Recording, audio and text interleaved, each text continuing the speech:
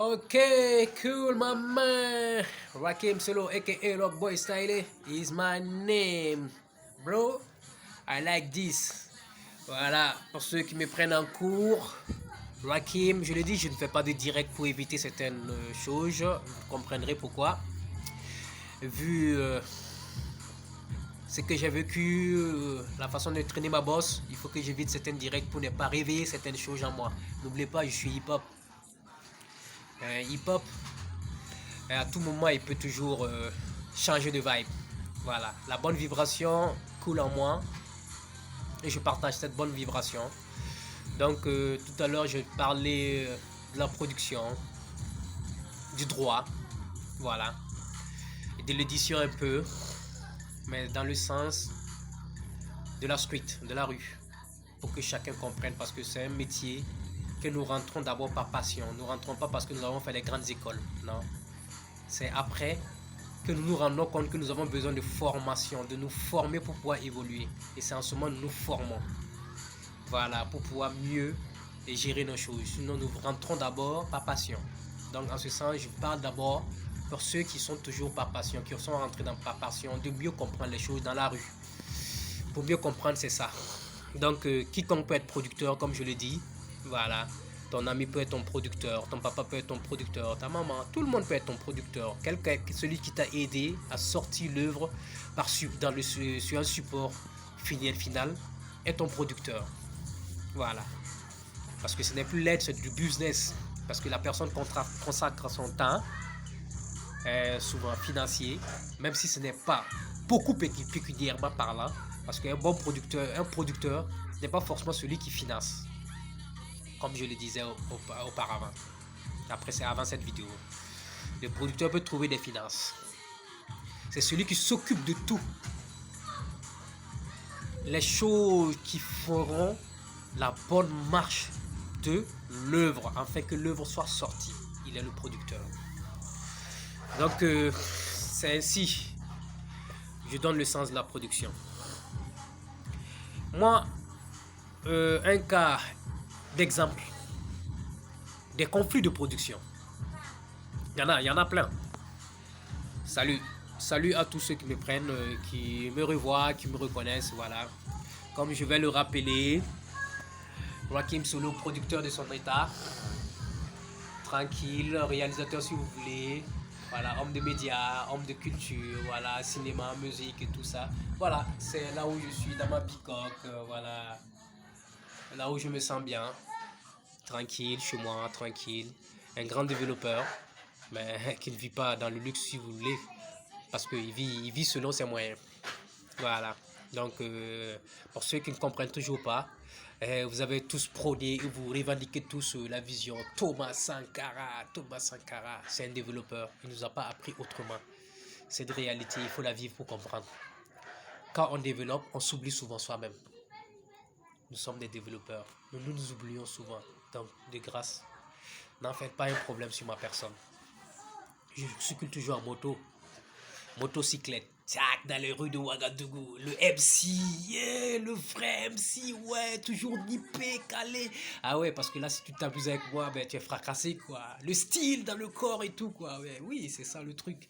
Bah ben, voilà, mais je marche toujours, je circule toujours comme ça. Donc, voilà, je continue ma tendance. On dira, on se la joue, mais bon, on se la joue, c'est normal, ça fait partie du hip-hop. Il faut savoir se la jouer. C'est ça le hip-hop. Partir de l'avant, prendre un bon aller de l'avant, faire un saut intelligemment, c'est le hip-hop. Si vous voulez aussi comprendre autrement, le hip-hop c'est aussi politique et autres. Tout ça c'est dans le hip-hop. Voilà. J'en parlerai pas trop là-dessus. Un de ces jours, peut-être qu'on en parlera. Donc, production et conflit de production. Les conflits au niveau de la production, c'est quoi? Les artistes, la plupart du temps, un artiste, c'est celui-là d'abord qui se lève, qui a son œuvre, qui a envie de la faire sortir, de la faire écouter par des milliers, des millions de personnes, de la partager. À la recherche du partage, il est contraint d'aller en studio, travailler, et ça demande beaucoup d'argent, ça demande des personnes qui s'y connaissent. Et c'est là le producteur rentre dans le jeu. Déjà à la base, L'artiste, il a son œuvre, il ne sait pas quoi en faire. Il y a des gens qui travaillent. Ces gens sont appelés des producteurs. Comme je vais revenir, le producteur chez l'américain, c'est souvent l'arrangeur, lui-même il est producteur. Quand c'est en musique. Parce qu'il n'y a pas d'arrangeur simple, il y a des producteurs. Parce qu'eux, ils ont compris le business. Donc, eux, ils prennent le business à la base jusqu'à la fin. Et ils ne laissent pas quelqu'un rentrer dedans. Mais chez nous, au Burkina, il faut plusieurs personnes. Celui qui compose, il va venir avec l'œuvre artistique. Et celui qui va rentrer maintenant chercher les fonds où il faut, chercher le studio qu'il faut pour qu'il puisse enregistrer. Et quand il enregistre, lui, il a le support en main, c'est lui le producteur. Donc, il y a un producteur qui n'est pas l'arrangeur, qui ne connaît même pas la musique souvent. Le producteur peut arriver à ne rien connaître en musique, mais il est le producteur. Parce qu'il travaille à ce que toi, tu puisses avoir ton support. Même si ce n'est pas ton argent de sa poche. L'argent n'est pas sorti de sa poche. Voilà. Donc, c'est ça la différence avec les grosses productions. Parce que on dira, par exemple, un gars comme Dr. Dre, c'est un producteur. On ne dira pas c'est un arrangeur. C'est un producteur de musique. Parce qu'il ne va pas t'arranger ton son pour que tu amènes ça ailleurs. Il connaît le business. Dès qu'il te prend, il te produit. Et il te vend avec un éditeur. Une maison de grosse production qui fait de l'édition, qui fait tout, qui te vend avec les droits, peut-être. Ou il récupère ses droits, ou il te vend avec cette maison d'édition. Voilà. Donc, comprenez les choses. Donc, tous nos arrangeurs de Burkina, en ce moment, je vous salue. En Afrique, je vous salue. Ou au niveau des droits d'auteur, l'arrangeur à part, l'ingénieur de son, ou on dira l'arrangeur à part, le producteur à part, l'artiste interprète à part, le compositeur à part. Tout ça, c'est mélange. Tout ça là, c'est parce qu'on n'a pas les moyens. Quand on a les moyens, l'artiste compositeur peut être à part, l'artiste lui-même interprète à part, mais le producteur est une seule personne qui est en même temps l'arrangeur. Et quand lui il produit, il donne l'œuvre maintenant à ceux qui vendent l'œuvre. Donc vous verrez que c'est des grands producteurs qui ont beaucoup d'argent en Europe, aux États-Unis. Au Burkina, nos arrangeurs se débrouillent. On arrange un son, le son marche, on a quelques petits droits là-dessus. Et là, si on poursuit, hein, on a quelques petits droits là-dessus. Et le producteur aussi a ses droits. Parce que nous n'avons pas mis les moyens sur le son. C'est le producteur qui a tout fait pour donner, pour mettre les moyens et avoir le son. Voilà.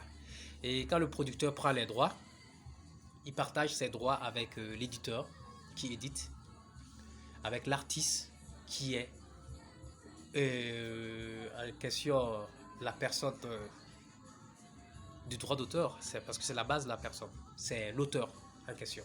L'auteur, c'est l'artiste. Mais en tant qu'auteur, il partage ses droits avec son éditeur. Voilà. Pour un temps donné. Et après, avec son producteur. Pour un temps donné. Mais le producteur, jusqu'à là, ne peut pas récupérer les droits d'auteur de l'artiste. Parce que l'artiste, il reste l'auteur. Donc du coup, le producteur revient à un droit qu'on appelle des droits voisins. C'est pour que vous compreniez les choses. Je sais qu'il y a des gens qui connaissent mieux. Mais vous n'arrivez pas toujours là, vous avez toujours des problèmes à comprendre.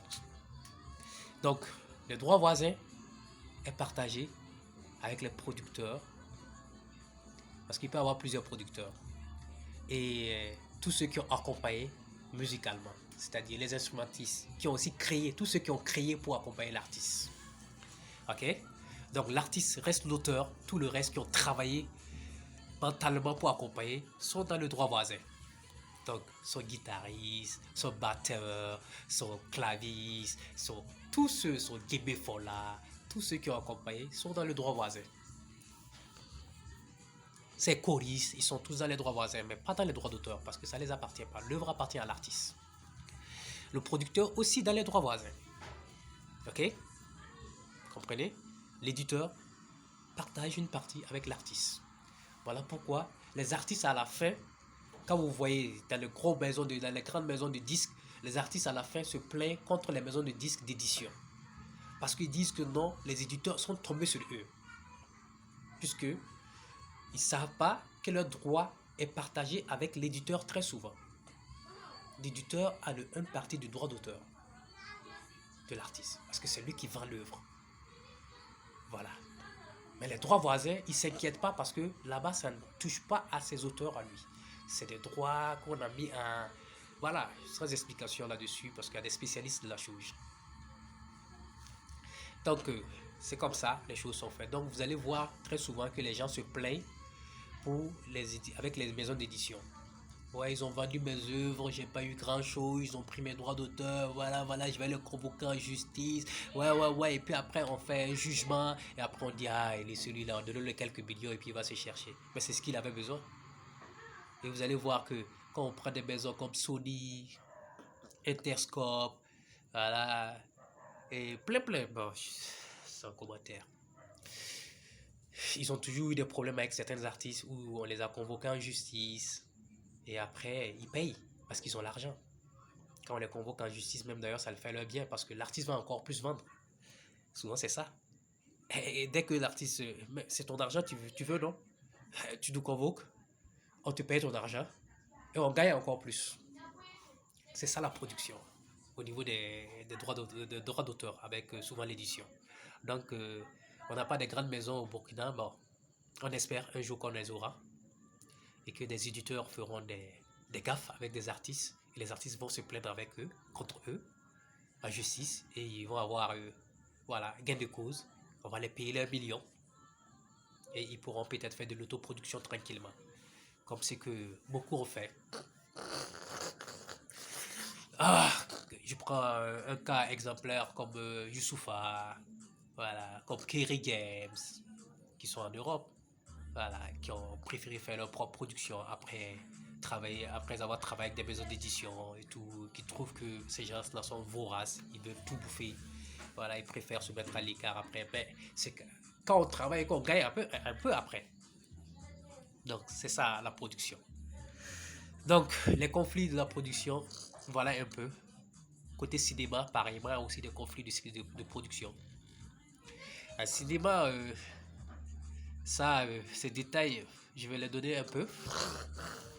Parce qu'on fait partie des premiers jeunes aussi de la production des cinémas, qu'on a osé. Puisqu'en production cinéma au Burkina, c'est pas du tout facile. Voilà pourquoi je dis un big respect à Omar Dayon. Ouais, grand respect à toi, mon frère. Tu es grand. Tu es big, mon frère. Jean Elliott, big up à toi. Il Boudou, big up à toi. La production, ce n'est pas du tout facile. En matière de cinéma, la production, c'est autrement. Parce que là, ça coûte encore plus cher. C'est beaucoup de millions. Mais ça reste toujours dans la même gamme. Ça ne change pas. C'est toujours la même donne. Le producteur de musique, de la manière il fait pour sa production, c'est pareil pour le producteur en cinéma. Mais là, comme c'est beaucoup plus d'argent, c'est encore plus difficile. Parce que tu ne vas pas trouver quelqu'un, difficilement tu vas trouver quelqu'un qui va te donner une dizaine de millions. Pendant qu'un million, tu peux faire un album avec 1 million. Tu peux trouver quelqu'un qui va te donner 1 million. Mais tu ne pourras pas trouver quelqu'un qui va te donner 10 millions pour faire une œuvre cinématographique. Sans que ne... Ah oui. Donc du coup, en matière de cinéma, on parle de production et on parle de financement. En musique, rarement on parle de financement. Mais en cinéma, on parle plus de financement. Pourquoi nous parlons plus de financement en cinéma? Parce que ça coûte cher. Il faut des financiers. Donc, pour revenir, le producteur en cinéma est toujours pareil comme le producteur en musique. Ça peut toujours être les mêmes personnes. Parce que c'est la même manière. Il faut trouver de l'argent. Donc, celui qui trouve l'argent est le producteur. Et comment trouver de l'argent? Toutes les stratégies sont bonnes. Il y a des gens qui trouvent des sponsors pour avoir de l'argent. Il y a des gens qui créent des visuels, qui créent de l'attraction vers une production, vers une œuvre pour avoir de l'argent et faire de la production. Toutes les stratégies sont bonnes. C'est comme je le disais dans la culture. Dans le champ, tu cultives ton champ et à un moment donné, tu te rends compte que tu as besoin de faire une production. Tu ne veux plus cultiver simplement, tu veux faire une production. C'est une grosse production. Qu'est-ce que tu fais? Tu fais sortir de la bonne graine, de la graine de qualité. Si c'est du mil, du maïs, tu fais sortir de la graine de qualité. Au moins un bon sac de qualité. Et tu envoies vers des consommateurs qui vont goûter et qui vont dire waouh, c'est ce que nous voulons. Parce que c'est le consommateur qui fait la production, qui est l'intérêt du producteur. Et quand le consommateur dit waouh, c'est ce que nous voulons, ça veut dire que ce produit, nous devons le produire plus. En ce moment, qui est le consommateur? Tout le monde. Le mécène fait partie des consommateurs. Le sponsor fait partie des consommateurs. Le financier, il est partie des consommateurs parce que c'est tous des hommes. On consomme tous. Et si ton financier a aussi goûté à ça, il viendra vers toi. Et comment nous pouvons faire pour gagner ce que tu as produit là, bien que ce soit petit? On a juste besoin qu'on nous finance. Ainsi, ce financier, il a quelque chose qui l'amène en lui de pouvoir donner, financer sans attendre quelque chose. Parce que le financier ne s'attend pas très souvent à quelque chose quand il te finance. Il te finance ces dizaines de millions parce qu'il veut un développement pour quelque chose donné. Mais il ne s'attend pas à quelque chose à toi, l'artiste, créateur, ou à toi, le producteur, qui a attiré cette personne vers toi. Parce qu'il a son intérêt. Son intérêt est où? Que tu produises la bonne qualité pour lui, qu'il en consomme. Ça fait partie de sa vie. Et comme il a un peu, ça ne lui coûte rien de te donner tes 10 millions pour que tu puisses le donner assez pour sa vie. Donc, il n'attendra rien de toi. Il attendra seulement de savourer sa vie. Donc, vous trouverez des systèmes de financement partout en cinéma dans le monde. Les grosses structures internationaux qui financent, l'État finance, les maisons, des gens financent de partout. Parce que le cinéma, ça fait vivre. Et surtout quand c'est de la bonne graine. Voilà. Donc, j'ai pris l'exemple dans la culture du champ. Celui qui a cultivé avec de bons maïs, tout le monde voudra ce bon maïs-là. Mais la personne dira, j'ai pas assez pour cultiver beaucoup. Sinon, mon champ en procure, mon champ est très fertile pour ça. Et on va lui donner l'argent d'aller produire pour son champ. Et quand il produit pour son champ là, celui qui l'a donné l'argent là ne s'attend à rien. Quand l'État te donne quelque chose pour ça là, il s'attend à rien. Quand c'est un financier aussi qui t'a financé, il s'attend à rien. Il s'attend seulement à ce que tu le donnes, tu sors un bon produit pour que les gens puissent payer. Si les gens payent, c'est pour toi. Sa reconnaissance là, il te demande, dis-moi merci. Très souvent, certains même ne veulent même pas ton merci. Mais une reconnaissance de la vie demande à ce qu'on dise merci à un tel, merci à telle personne, merci à telle personnalité. Voilà la différence de la production cinématographique et de la production musicale. Parce que la musique, c'est pas grand, le cinéma, c'est énorme. Comme ça coûte cher, là-bas, c'est difficile de trouver des personnes tant que tu les attires pas vers toi. Ou des personnes qui doivent avoir confiance en toi, savoir que tu es une personne de bonne moralité qui peut les donner quelque chose qu'ils veulent. En ce moment, eux, ils sont prêts à te financer. Donc, on trouvera des producteurs en cinéma, à la base, qui n'ont rien comme dans la musique. Mais après une bonne production, ils ont beaucoup de choses. Parce que s'ils ont produit quelque chose de bien, ça va faire une bonne rentabilité. Ils vont en gagner. Voilà. Et quand ils gagnent, tout le monde veut là où il y a le gain. Là où il y a le gain, il y a un combat. Ah oui, c'est ça, hein. Les gens viennent maintenant, chacun veut s'en accaparer. Donc, voilà pourquoi c'est très difficile en matière de cinéma. Et surtout, en matière de cinéma, quand on produit le produit et que l'œuvre elle est bonne. Parce que là, il y a tout un ensemble de droits voisins dedans. Parce que vous allez trouver des centaines de personnes dans le cinéma qui ont tous des droits voisins. Mais ils n'ont pas de droits d'auteur parce que ça ne les appartient pas. Le droit d'auteur revient en matière de cinéma au réalisateur. C'est là où il y a un autre cas. Au réalisateur, au scénariste, celui qui a écrit, voilà, à l'écriture et au réel. Donc, en matière de cinéma, en droit d'auteur, côté cinéma, c'est pas du tout facile. C'est deux personnes différentes. Cinéaste, voilà, grand cinéaste, écriture. Dans l'écriture, c'est des scénaristes, voilà, et dialoguistes, et puis le réalisateur qui se partage le droit d'auteur. La production, c'est un droit voisin aussi. Et ces droits voisins, c'est comme je l'ai dit, c'est autrement, c'est une partie. Voilà, le droit d'auteur, c'est ce qui nous appartient. Donc le droit d'auteur du réalisateur revient toujours au réalisateur. Le droit d'auteur du scénariste, dialoguiste revient toujours au scénariste, dialoguiste. C'est deux personnes différentes. Si c'est le réalisateur qui a aussi écrit, ben tant mieux. Donc voilà là où il y a le droit d'auteur. Et le droit voisin, c'est tous ceux-là qui ont travaillé autour. Les comédiens, machin, tout ça là, voilà, qui ont travaillé, qui sont dans le film, gagnent un droit voisin avec le producteur. Mais une part de producteur un peu plus élevée que eux.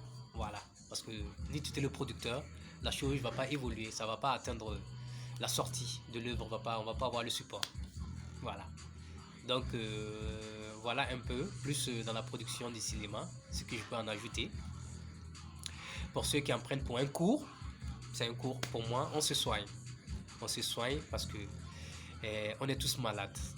On est tous malades de l'incompréhension, on est tous malades de l'ignorance, on est tous malades artistiquement au Burkina, en Afrique de l'Ouest, partout, un peu partout, hein, pour ceux qui vont en toucher à la chose, on est beaucoup malades. Donc pour cette maladie, il faut vraiment faire beaucoup d'efforts pour qu'on se soigne. Donc c'est pour ces efforts, j'aimerais bien qu'on se soigne un peu, qu'on comprenne.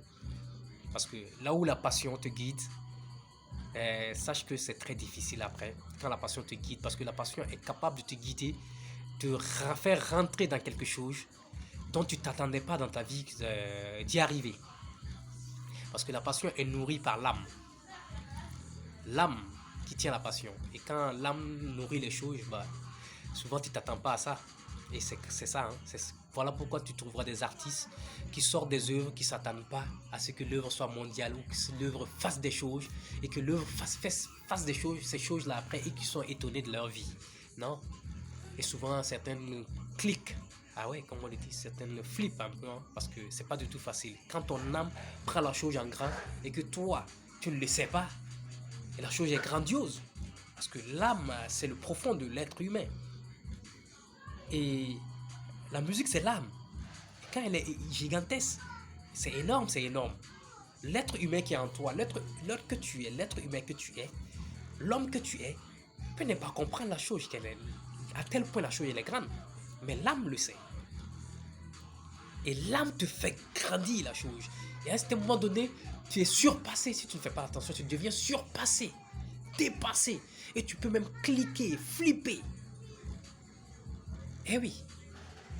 Et on dira certains arts sont de fous. Ils n'arrivent pas à comprendre. Non, c'est normal. La folie, ça fait partie de ce monde-là. C'est un monde de folie, c'est un monde de fou. Donc vous comprendrez que vos réalisateurs souvent sont fous sur des plateaux.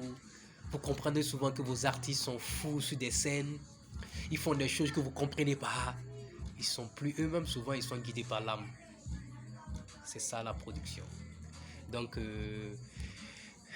les producteurs s'y mettent parce que eux, très souvent ceux qui sont professionnels dans la production, ils voient à travers l'âme. Ils arrivent à lire parce qu'ils ont eu pas mal de connaissances, d'expérience. Ils savent, ah ouais, telle chose, je vais prendre, waouh, si je mets de l'argent, ça va être super bien. Donc je me presse, je mets de l'argent. Mais n'oubliez pas surtout, le producteur reste celui qui a mis l'œuvre en action, qui a mis l'œuvre en premier plan, c'est lui le producteur. Que le droit dit autrement les choses, ça devient les finances qui en parlent, les poches de certains qui en parlent. Le producteur reste celui qui a mis l'œuvre en premier plan. Donc, pour tous ceux qui ont travaillé dans l'ombre avec les artistes pour mettre l'œuvre en premier plan, qui sont les producteurs, qui n'ont jamais pu réclamer leurs droits, qui n'ont jamais su qu'ils avaient des droits en tant que des producteurs qui accompagnent l'artiste. Bon, désolé, hein, mais soyez fiers de vous. Vous avez fait l'œuvre artistique, l'œuvre de production. Vous avez accompagné vos artistes. Certains deviennent des managers. Hein? Le fait d'accompagner, ils deviennent des managers. Donc, je salue toujours les managers. J'en suis un. Manager burkinabé, produit pur de Burkina Faso. Management artistique, culturel. Voilà. Et art vivant. Voilà. Agrafe art vivant. Et je salue en passage mon doyen, manager. Je lance un grand respect. Monsieur Daps, Mr. Daps. Respect à toi, mon salut à toi, Mr. Daps. Cora BF, voilà la structure des artistes révolutionnaires de la tendance, voilà. Daps, je te dis, big respect à toi. Tu as été un de mes premiers maîtres de l'art, du management, parce que nous sommes rentrés dans le milieu par passion. Et j'ai croisé un monsieur de passion. Depuis Dabkos, Baskos, ah ouais, avec mes anciens éléments. Voilà, de Dabkos, Bas, Banka, Dampoya, Ouagadougou, tout entier, bien sûr. Donc, c'est nos doyens, c'est eux qui ont commencé par la passion, parce qu'à l'ancien, on les appelait des impresarios. Le manager, c'est celui-là même qui accompagnait l'artiste, même sur scène, qui parlait au nom de l'artiste et tout, voilà, qui a annoncé même l'artiste sur scène. Parce que j'ai eu l'occasion de connaître un des plus grands impresarios de l'Afrique. L'Afrique, ouais, mondialement connu. Bembe Agaz. I salute yo, Bembe Agaz. Oui, mais avant, comme je l'ai dit, big up à Daps qui m'a appris à comprendre ces choses-là. Et quand j'ai croisé Bembe Agaz, où j'ai travaillé avec des gens qui j'ai travaillé, des anciens qui ont plus que l'âge de mes parents, qui sont les premiers grands artistes africains qui ont fait le tour du monde, qui ont fait l'honneur de l'Afrique depuis la Guinée. Je leur transmets mon salut. Je travaille avec eux, j'ai compris le sens de l'impresario. L'impresario aujourd'hui appelé manager. Et de nos jours actuels que nous appelons coach. Parce qu'au-delà du management, c'est devenu du coaching. Le coaching, je ne vais pas vous donner le sens du coaching aujourd'hui. Vous savez ce que c'est que le coaching. Vous avez pas mal de conférences qui sont déballées par des coachs, voilà, qui font du coaching, dont vous payez souvent des sommes faramineuses pour pouvoir assister au coaching, pour pouvoir comprendre la vie. Parce que le coaching, vous savez très bien à la base, c'est l'entraîneur. L'entraîneur sait dénicher les bons joueurs et comment placer les joueurs pour qu'ils puissent bien jouer. Et un bon coach artistique, c'est pareil. Celui qui sait comment placer son artiste. Comment son artiste doit bouger, il le fait. Du début jusqu'à la fin. Donc le manager récupère l'artiste jusqu'à le coacher pour qu'il devienne star. Parce que le star mania, il faut un coaching. Et les coachs de la vie, c'est pareil. Tu as une entreprise, tu as besoin de coaching, c'est parce que tu veux grandir. Quand tu grandis à un moment donné, il faut un bon coach. Et à l'ancienne, pas à l'ancienne, on dirait un bon consultant. Voilà. Mais le coach et le consultant ont une différence. Voilà, on aura l'occasion ensemble d'en parler. Voilà, vous comprendrez que l'expérience que j'essaie de partager, c'est parce que c'est en moi et je veux qu'on se soigne. Nous sommes malades, nous avons besoin de se soigner. De l'ignorance, nous devons nous soigner. De l'incompréhension, parce que nous sommes des jeunes intègres. Nous avons besoin de notre intégrité pour avancer. One love, peace. One love, peace. Yeah, Wakim Solo, aka Rockboy Style, is my name. New vibe. C'est le concept qu'il te faut. Nouvelle vibration. La vibration, c'est ce qui est en toi, c'est ce qui est en moi. Alors, sortons notre bonne vibration afin de partager les bonnes tendances. Allez, one love. À la prochaine. Big up.